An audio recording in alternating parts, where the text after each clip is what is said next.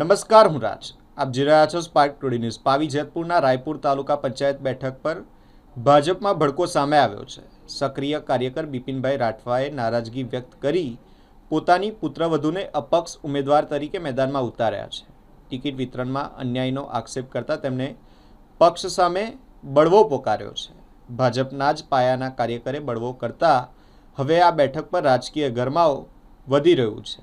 જીત્યા બાદ ફરી ભાજપમાં જોડાવાનું નિવેદન આપતા રાજકીય ચર્ચાઓ વધુ તેજ બની છે. અમારે ભાજપ છોડવાની કોઈ અમે ભાજપ છોડવાથી મન દુઃખ થયું છે, પણ અમારી વાત જે સંગઠનના જે પ્રમુખ છે એ સંગઠનના અમે લીંબવાની સરપંચ, દરેક ગામના બૂથ પ્રમુખો અને બધા જ એમ કીધું કે આમ આદમીવાળા 1000 મત છે ત્યાં ઉમેદવારી કરાવી અને તમે 322 મતદારો છે ત્યાં ઉમેદવારી કરી, અમે પક્ષમાં નુકસાન જાય છે એમ અમે વારંવાર રજૂઆત કરી.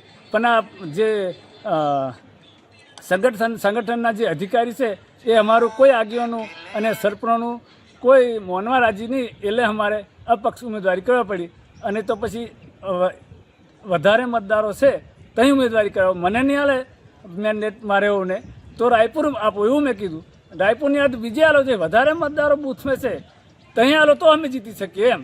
પણ એ લોકો કોઈ માનવા રાજી સંગઠનના પદાધિકારીઓ, એટલે અમારે અપક્ષો ભાજપ અપક્ષમાં જવું પડ્યું અને અમે અપક્ષ જીતશું તો અમે પાછા ભાજપમાં જ જવાના છે. અમે કંઈ બીજી પક્ષમાં જવાના નહીં, ભાજપ સ્વીકારે તો ભાજપમાં જ જવાના છે.